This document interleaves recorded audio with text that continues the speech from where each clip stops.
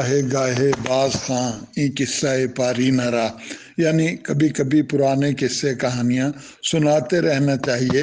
उनमें कुछ अंसर दिलचस्पी का और कुछ सबक आमोज़ी का भी होता है। मेरे हमजुर मंगला डैम में मंगला छावनी में पोस्टिंग थी उनकी। हम उन्हें मिलने गए।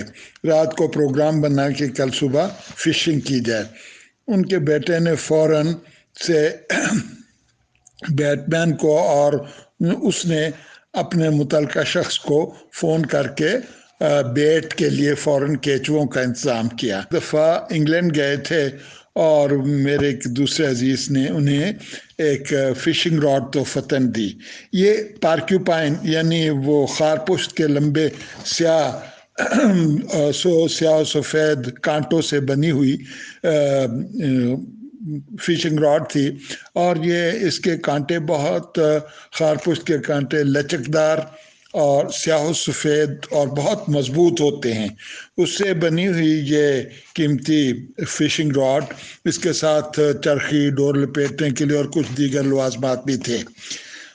सुबह सवेरे भाई ने फौजी वर्दी के बजाय सिविलियन कपड़े पहने, सर पर फेल्ट हैट भी रखा और फिर शिकारियों जैसी शक्ल बनाकर हम डैम पर पहुंचे।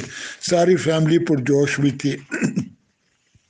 मेरे पास भी एक कमज़ोर सी डोर और एक कांटा भी था। हम बैठे रहे, आधा घंटा गुजर गया तो कुछ भी नहीं हुआ, और फिर जो है आधे घंटे के बाद तकरीबन एक छोटी उंगली के बराबर एक छोटी सी मछली मेरी डोर में लगी। भाई ने खंदा इस्तेहज़ा से मुझे देखा और फिर कहा कि ये कोई बात नहीं है, अभी थोड़ा इंतज़ार। इतनी ही देर में बराल कॉलोनी की तरफ से दो बच्चे 12-14 साल की उम्र के भागते हुए आए। अच्छा, ये बराल कॉलोनी जो है ये मंगला डैम से कोई तकरीबन 3 किलोमीटर के फासले पर है, और मंगला डैम बनने से पहले यही नज़दीकी आबादी थी, और इसीलिए यहाँ के जो लोकल रहायशी हैं उनको डैम में के तरफ आने की इजाज़त है, वरना आम आदमी तो डैम की तरफ नहीं जा सकता।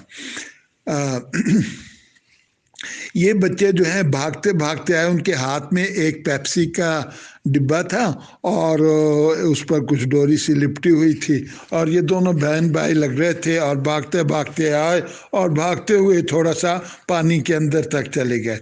फिर उन्होंने वो उसमें डोरी फेंकी पानी में, और आप माने ना माने, कोई 15 मिनट के बाद वो लड़का आया तो उसके हाथ में एक फुट बराबर जो है एक मछली थी, और फिर वो थोड़े ही देर में फिर एक और मछली लेके आया। कोई 1 घंटे में उन्होंने 4-5 मछलियां बड़ी बड़ी जो हैं वो पकड़ी, और जबकि हम कुछ भी नहीं।